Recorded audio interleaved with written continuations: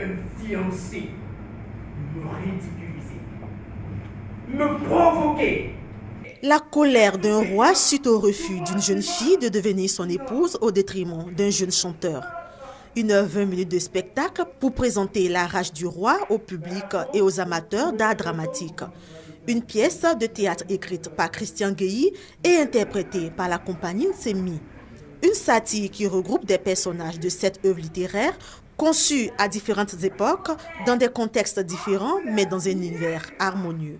Je mets en confrontation le roi Christophe qu'on retrouve dans la tragédie du roi Christophe d'Aimé Césaire avec Djinan de Yassine Kakou, une histoire d'amour qui présente un conflit de génération, comme on le voit dans Sous l'orage de Sidou Badian, le roi qui veut la fille qui veut le jeune. Mais aussi, je mets l'accent sur un personnage que j'appelle Djinan, qui présente le personnage de M. Torogny de Bernard Dadier, qui montre un peu le personnage cupide, qui aspire vraiment à être agréable. Mais la situation est compliquée pour Djinan parce que le roi lui en veut.